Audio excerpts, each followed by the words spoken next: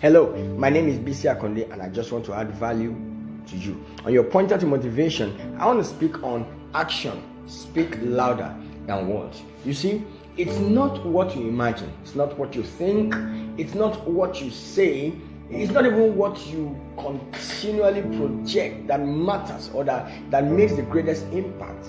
What makes the greatest impact are the things that you do. See, the positive things you do for yourself and in fact for others can leave a long-lasting impression in the life of those that you are called to serve. If you have children, then you must know that they are like sponges. They just take in whatever it is that you bring their way. So remember that we change the world not by pointing fingers, not by telling. We change the world actually by changing ourselves, by doing something to make ourselves better. Others who see that we have embarked on this journey of success, on this journey of getting better and growing ourselves, will then emulate the positive changes that we are making, and by so doing change their own lives also.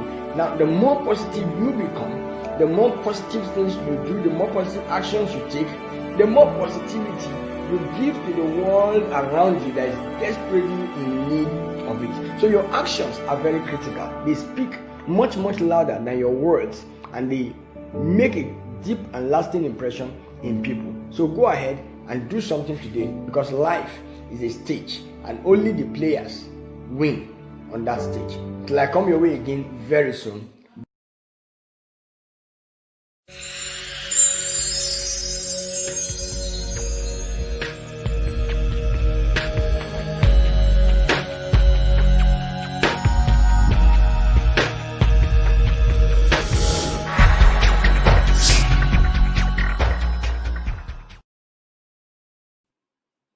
Hello friends, welcome to your leadership community once again. And I'm so excited to be here with you. I want to thank every one of you who have been consistent, who stay with us, who are here always, wanting to learn, wanting to grow with this community. In the last 2 Sundays, I wasn't able to be here. I had a team of people working, and it was so fantastic. We had IB Agoye come in and talk to us about leadership, self-discovery, and it was awesome. You know, I was in the back end and I was so excited. And then last week we had Odeyemi Olaiwole, a brother, a friend, a John Maxwell team member. We had him on set, and it was fantastic, talking about adaptability. You know, when I look at such things, I'm so excited, because that goes to prove the one point that I've always been talking about, and that's the fact that the leadership community is not about one person, it's about all of us. This is your leadership community. And as we would have it today, we are not just on Facebook, we are also on YouTube for the first time live. We are on YouTube. Fantastic, because a number of people said they wanted to see us on YouTube and see what we're doing, so we had to add that channel to it. We're finding means through which we can add value to more people, reach more places, even as we keep growing together. My name once again is Bisi Akande, and I really want to appreciate especially the team that works with me. Now, we're going to be talking today about team leadership. And the reason I'm talking about team leadership is that when I saw the last 2 editions and found out how everything went so smoothly, even though I wasn't here, I said to myself, indeed, this is proof that we can have team leadership as against one person's leadership. Now, aside from that, in the last week, one of the reasons I couldn't make it here was the fact that I was a part of the organization of a virtual conference that virtually can be said, arguably can be said to be the biggest virtual conference in the world at a time like this, because cumulatively over 2 million persons watched it on Facebook, Instagram, YouTube, well over 2 million persons. That's not talking about the TV viewership and then the radio viewership and all others. It was massive and it was great. And the impact had been so huge. You know, people have been talking about it on all levels. You can check it up at hashtag the Holy Ghost service. Just check it up there. It's amazing. And I saw the kind of teamwork that generated that. I had to begin to think about team leadership. And that's where the world is going. The world is going into a place of team leadership as against one person just taking the lead. You know, the world we've always known the eras of the heroes, one person doing great thing and everybody is just hailing down one person. So we have heroes like the Superman, we have heroes like what do you have them now? Batman, Spider-Man, and things like that, you know, Superwoman, big heroes, and they are there, they are big, they are there to save the world. But you know, today, if we are going to save the world, it's not going to be I saving the world, one person saving the world.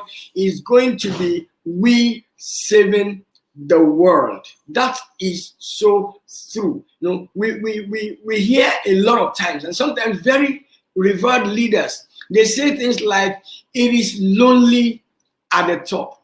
I'm sure you've heard that before. It's lonely at the top.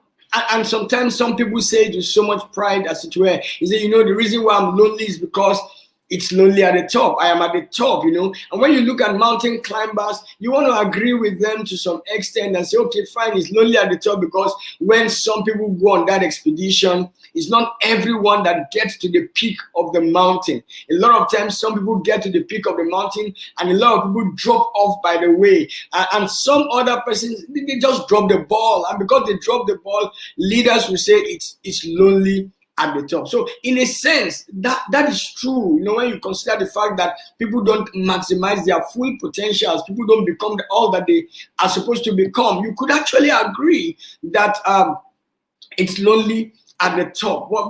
But there's another handle to this, and that's the fact that, you see, leaders get lonely because they are all alone. That's why it's lonely at the top, because they are all alone.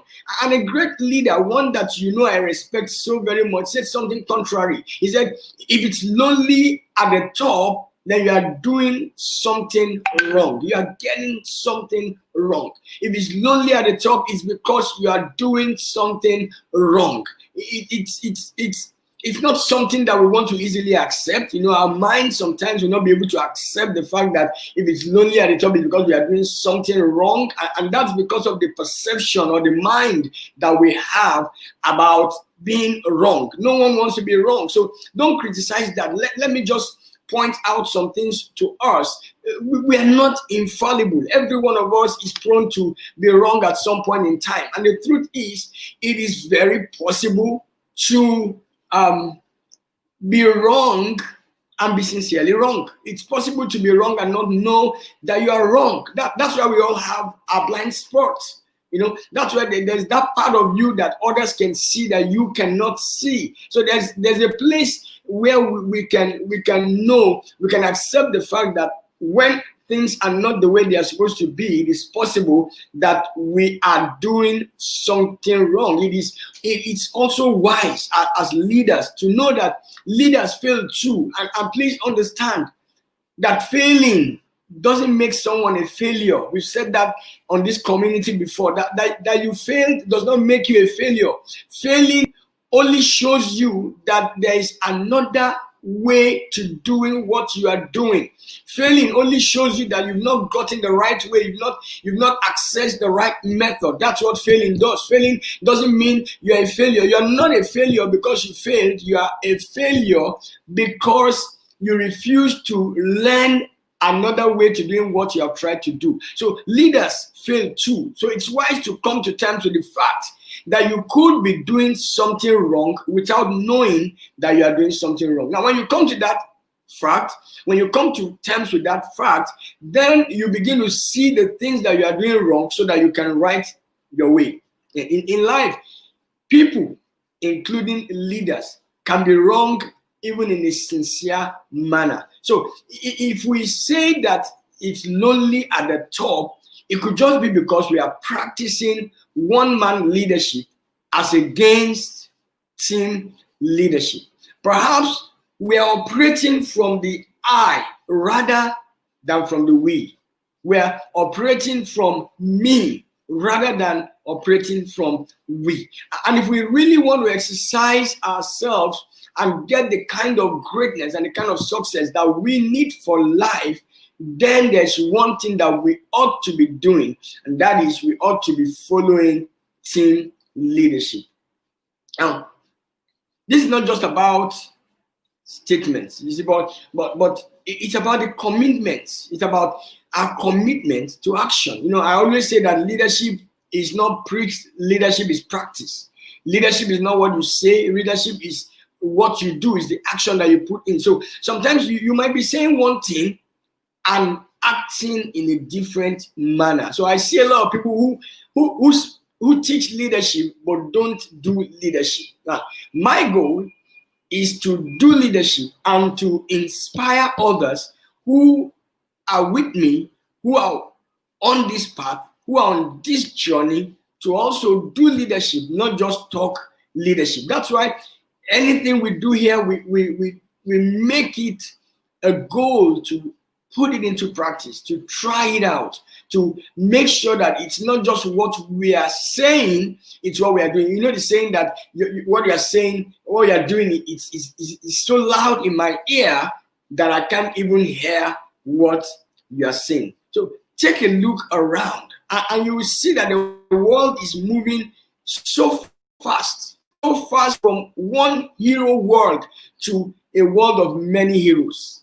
We are going into a world of many heroes, many people who are going to be achieving greatness on different levels, on different places. We are no longer running a monarchy. We are running in several democracies. And the beauty of democracy is that there's expression for all. And that's the kind of leadership that we ought to be putting forward right now. We've got to be moving into that realm of leadership, the team leadership.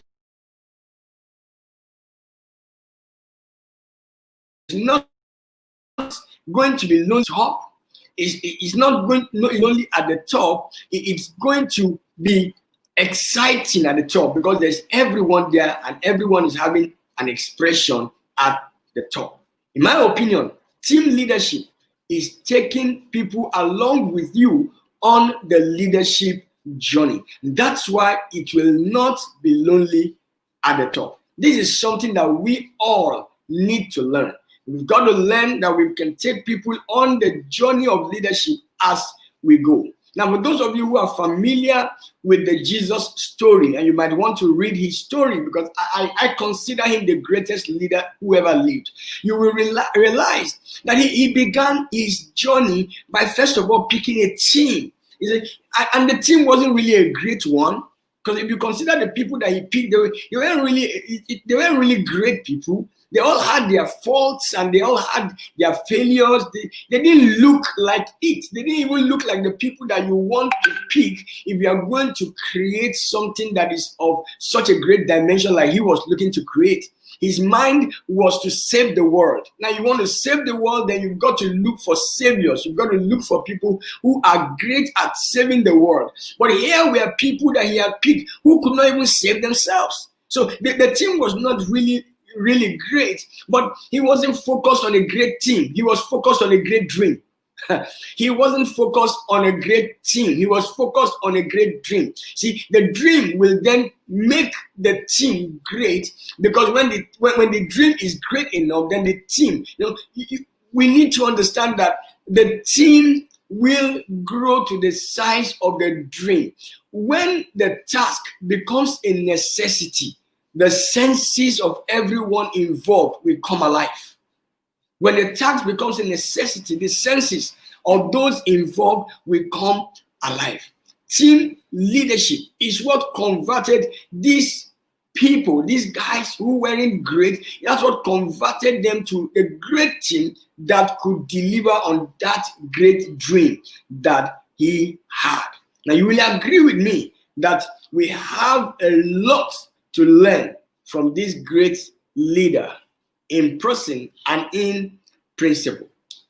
So when we look at the team leader, we're looking at someone who is willing, and I'd like you to watch those words. He's willing, first of all, someone who is willing to provide guidance, instruction, direction, and leadership in a group, to a group of individuals that we call the team, for the purpose of achieving key results for the organization or for the people.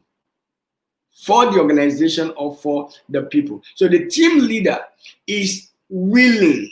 That definition I got from Wikipedia, actually, it puts me in. It talks about the team leadership, beginning with our willingness to lead, willingness to provide direction, willingness to provide instruction, willingness to give instruction, to carve a direction, willingness to navigate the stormy waters for and with others. Willingness, that's where it begins from. Now, there are two dynamics to this. It is possible for us to lead followers, and it's also possible for us to lead other leaders. That's where we should be going. When we lead followers, we bring increase. But when we lead leaders, we create multiplication. We create multiplication. When we lead followers, it will lead to extinction. It brings an end to our leadership. But when we lead leaders, it commands extension. It makes your leadership broader. It makes you reach places that on your own you would not be able to reach. To lead a great team, you will need, of course, to begin by choosing the team. Of course, that's the beginning. The choice of a team. I just spoke about Jesus. The first thing that he did, because he knew he had a great dream, was to choose a team. I say it again, he was not bothered about the greatness of the team. He was bothered more about the greatness of the dream. He chose a team. Now, on my Instagram page at Bisi Akande on Instagram, I shared some 5 points, which I'll just mention. You might want to go and check it out. That was on Wednesday, the 15th of August. I shared some insight on what could help you to choose a team, and I just want to mention some of them here. Number one is a right attitude. Now, I'm a strong believer in the superiority of attitude over aptitude. So it's one thing for people to be good, it's another thing for them to be willing to do good. That's where willingness comes in. You could be good at what you do and not be willing to do good with what you do. It's a different ballgame for someone to be good and not have the right attitude to come up with things. Now, attitude somehow has a way of festering. When the attitude of a person on the team is wrong, when the attitude of the leader is wrong, it will spread to the rest of the members of the team. So you want to choose people with the right attitude. Number two, you want to choose people who have the right behavior. How a person behaves is what determines what the person will become. How a person behaves will determine what the person will become. Now, I don't bother myself about who a person is. I am much more bothered about what the person is becoming. That's why I always use the slogan, be more, do more, and have more. You be more, you become more, then you can do more and have more. So how do you behave? Is your behavior, is the behavior of this person, is it consistent with the dream that you have ahead of you? It's not for you to have somebody who does well today and wouldn't do well tomorrow. You need some level of consistency. You need the right kind of behavior for the person on the team. And of course, team members must care for each other. They must care for each other. The team leaders care about each other. You see, in a team, you are not out to look good. You are out to be good so that you can make others look good. That's caring for others. You want to care for others. Another thing that is critical for the choice of a team is discipline. Now, this is what makes a team a committed one. Discipline. Discipline keeps you consistent. Discipline helps you to stay within the boundaries so that you don't run into bondage. And that's what I always like to say. See, when you don't understand boundaries in life, you fall into bondage. A lot of people wouldn't like boundaries because, see, they misinterpret the word freedom. People think that freedom is the ability or the capacity to do whatever it is that you want to do. That's not freedom.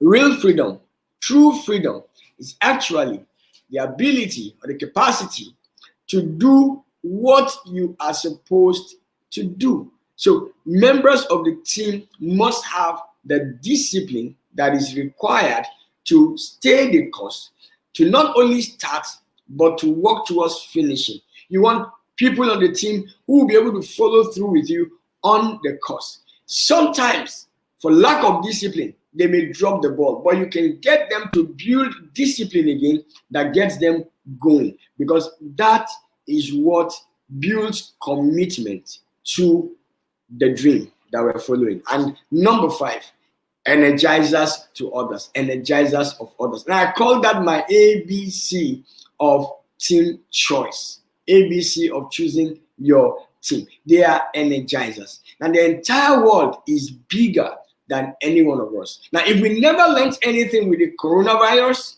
with COVID-19, we learned one thing: we don't have all the answers. We do not have all the answers. Now, some people who said, I knew it was coming, but they didn't have an idea of the extent, the magnitude. They didn't even know where it was going to affect. They didn't know what. Some people said, I knew it was going to come from the East, I'm going to come from Asia. But the truth is, we don't have the answer. You might even know the problem, but if you can't provide a solution to the problem, what's the point of knowing the problem? There's no point. That tells us one thing. It tells us that there is no leader that is big enough, as big as it were, to contain the entire world. So what do we need? We need team leadership. That requires people who are willing to empower others and make others better.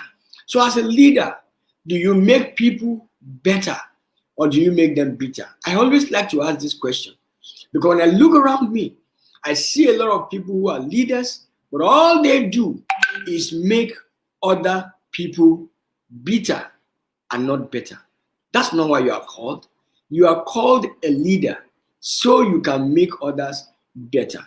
So a team leader will consistently, continually look to how he can add value to other people. Look at how he can make other people better, reach out to them so that people can be the best that they can be, the better person, better than the one they were yesterday. That should be our outlook. This person was with me today, and I want to get to a place where tomorrow this person is better because of the work that we did together. That's the way to ensure that your legacy remains where it is. That's the way to ensure that you leave a legacy in life. See, I don't want to be the kind of leader who leaves a vacancy. See, many leaders will leave vacancies. And sometimes we pride ourselves in, when you are gone, things are not going to be the way they're supposed to be. Or when you are gone, things are going to go down. Any leader who is looking forward to the fact or to an experience of when I'm gone, things will go down, should stop working right now. Quit the job, stop doing it. There is no point building a house that is going to crash. Now, again, please permit me to take a verse from the scripture, from the Bible. I'm a person of faith, so I can take a verse from what I believe. It says that a wise woman builds a home, and then he goes on to say that the foolish one plucks it down with her own hands. And I ask a question: how do you plug down something that you have not built? Now, that's where team leadership comes in. If you build something and it's not sustained, it's because you never develop the people that are going to sustain it. Your business, your family, your career, your work, the organization you founded, if it does not live after you, then you never found anything. You never built anything. What we can celebrate after you are gone is what you built that others can drive, others can run on.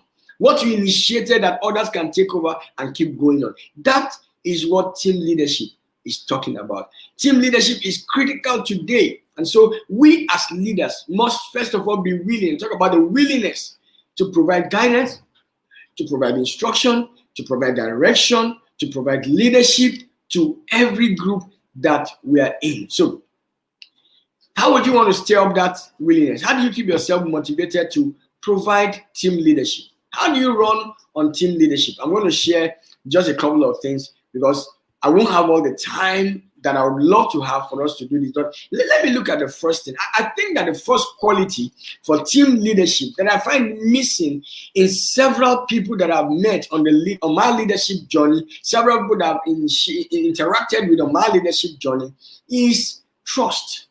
And trust is a very critical thing. It's the foundation of so many things. Trust is very heavy. And I know that if I talk about trust here, those of us who are in business especially, those of us who have been disappointed, those who have been failed by people, we just tell me, let's forget it. I can't trust nobody. I don't trust no person. Now, I'm not asking you to throw your eggs in somebody's hands and expect them to carry. No, that's not what I'm saying. When I'm talking about trust, I'm not talking about you getting people, trusting people because they are trustworthy. Really? Nobody's trustworthy because men are bound to fail. But you see, you've got to be able to give people that upfront trust. It's a major key to team leadership. If you can't trust people, why work with them? Why do you employ somebody you can't trust? Why do you employ somebody whose back you're going to be watching all the time? Why do you have to employ somebody and you already are, you've already made up your mind that this person is going to fail you? Now, if they do fail you actually, then your mind created it. Your mind said, what you want in your mind, what you consume in your mind, you get. So a lot of times people are working with people and they don't trust them. They say, no, you can't trust that man, you can't trust that. And you're working with him. Why do you keep a man around you whom you can't trust? And the amazing thing is that the more you distrust people, the more they operate as people that can't be trusted. So what should you do? Trust people up front. I mean, you hear people say things like, this person is a Caucasian, this person is white, this person is black, I can't trust him. This person is from Nigeria, I can't trust him. We act as though everyone who is from a particular clan, a particular place, is not trustworthy, cannot be trusted. It doesn't work like that. We act as if we can only trust the people that are from our own side of the world. It doesn't work like that. A great leader, a mentor told me that there are good people everywhere, just like there are bad people everywhere. That's true. So why don't you try to practice the 101% principle? What does that principle say? Simply put, the 101% principle says, look for the 1% that you agree on with people and give it 100% attention. Let me say that again. Look for the 1% that you agree on with people and give it 100% attention. You see, many times what breaks trust is that we are all looking at the areas of our differences. And when we look at the area of our differences, once we don't agree with people, we just throw it aside. And this person cannot just be in my world because I don't agree with this person. We just cannot agree. But do you know that a lot of times we're more similar than we are different? Look at you. You have 2 ears, just like every other white man has 2 ears. That's the truth. You have 2 ears. You have 2 eyes. You've got teeth. We have stuff that we go through. Cancer is common to everyone. The coronavirus initially came and some people said, oh, it's the rich man's problem. But we have seen poor men who have gone with it. No. It's the Chinese problem. But we have seen it ravage America more than it ravaged China. Oh, it's just for white people. We have seen it come into other countries like South Africa and Haiti, and it has done some number of damage. So we are similar in a lot of ways. The more you trust people, the more you earn their trust. That's the truth. And trust, this thing called trust is so amazing. I jokingly always say that even the most dishonest of people are looking for someone they can trust with their resources, someone they can trust with their finances. Even the most dishonest of people, they're looking for someone that they can trust. So trust is essential for us as leaders. We've got to trust people. Because if you don't trust people, you won't delegate any task that is important to them. You won't delegate something to them. And what that means is that you're going to carry the burden yourself. You are not a burden bearer. You're supposed to be sharing the burden. If you don't trust people, you're not going to access their thinking. You will go with solo thinking as against shared thinking. And you see, it is shared thinking that makes your thinking better. See, when you trust people, then you can share your idea with them. And one thing about ideas is that ideas cannot be killed. Ideas can be progressed. They can be increased progress. They can be made better. So when you bring an idea to the table and you have someone whom you trust and you have shared the idea with them, what they normally do is that they will make the idea better. But if you don't trust them, you don't want to hear what they have to say. It is because you trust people that you want to add value to them. That, okay, this person is going to get better. So you add value to them.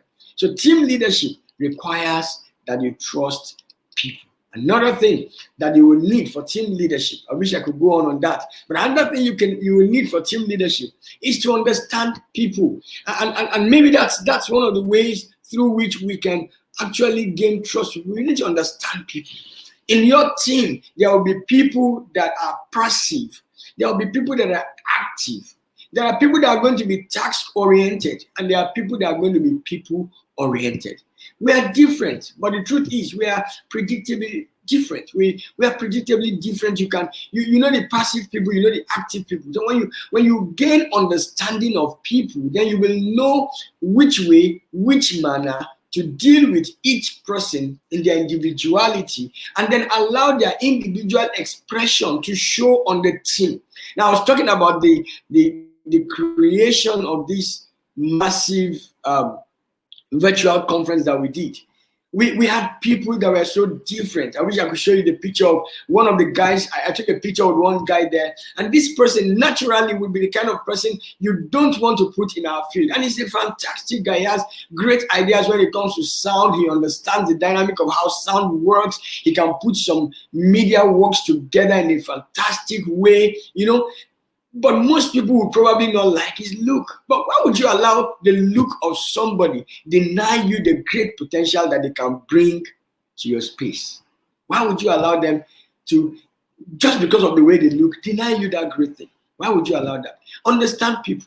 What makes this person tick? What is it that gets this person working? What is it that gets this person producing at maximum level? I belong to a think tank. I'm a think tank where we normally sit down and we think of ideas. And we have a man there, fantastic man, great friend of mine. He's a man full of ideas. But if you want him to generate those ideas, just take him to lunch.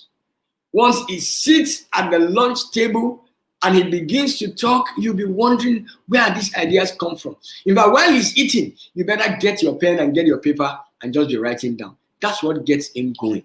There are some people that all you need to do is just give them an opportunity to express themselves, and you'll be amazed at what they will bring. So you need to understand people. Everyone is unique, just like you are. So give them the opportunity to bring out their uniqueness. Because in that team, I saw people coming up with such unique qualities, and I imagine these were the same people. Where were all these qualities?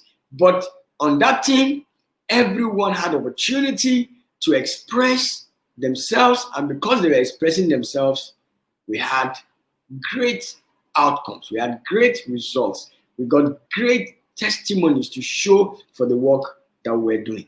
And of course, I'd like to get on to maybe what I'll call my last point. And that's the fact that if you want to lead a team, or you want to express yourself in the area of team leadership, then you've got to communicate with people, and you must do that on a frequent level.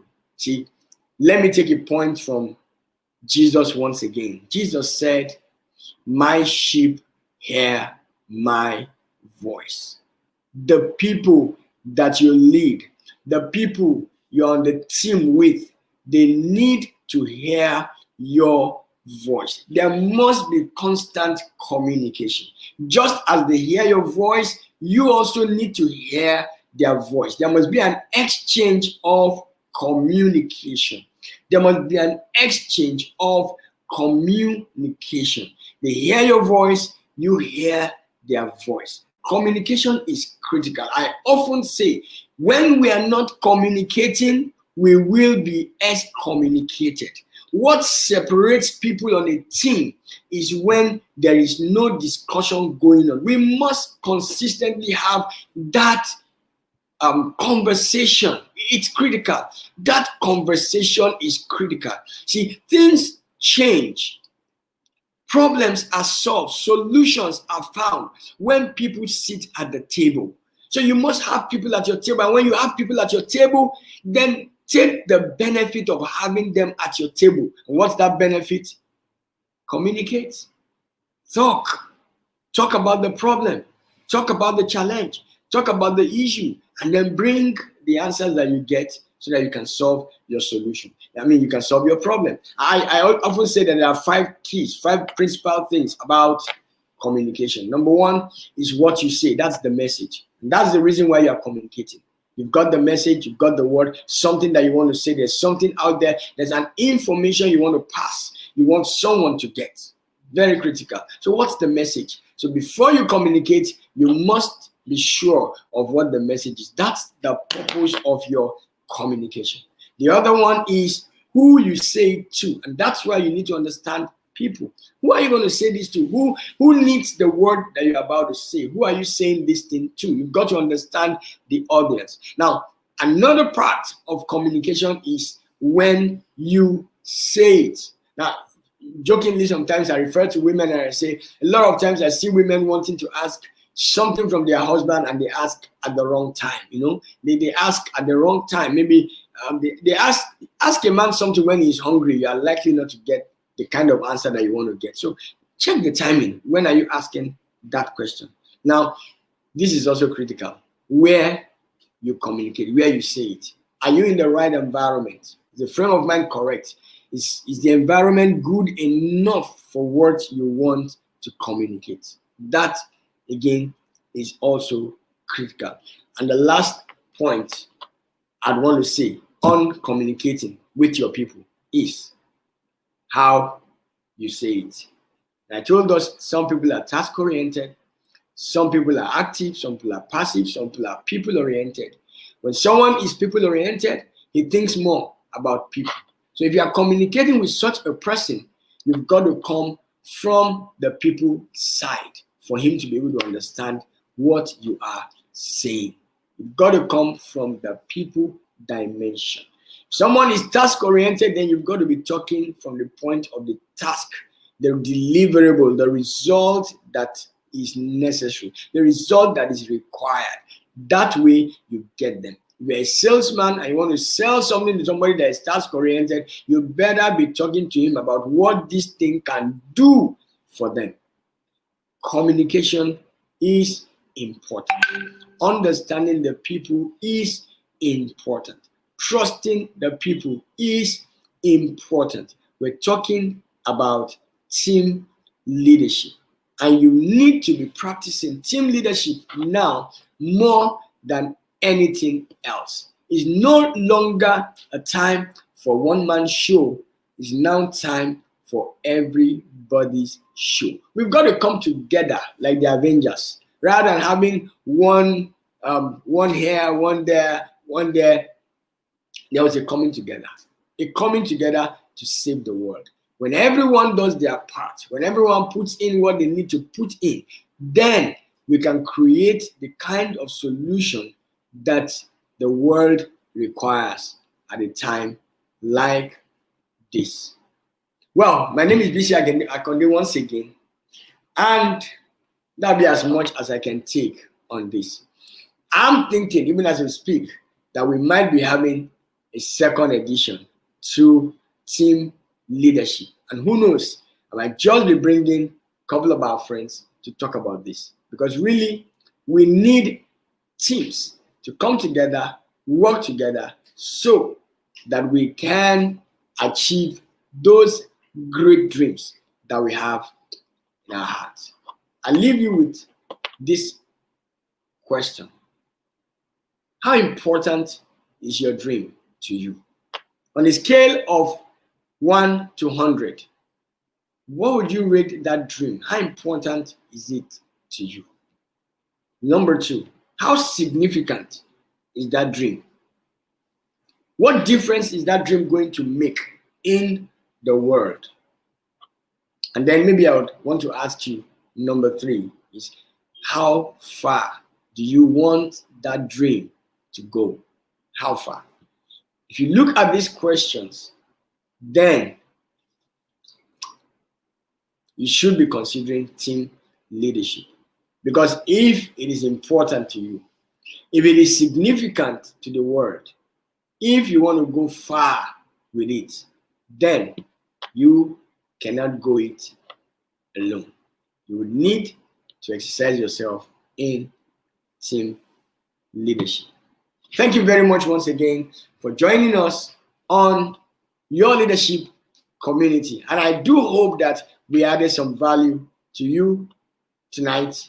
And I'll be looking forward to coming your way again next Sunday, as we always do, and do the best that we can to also add some more value to you and to your work.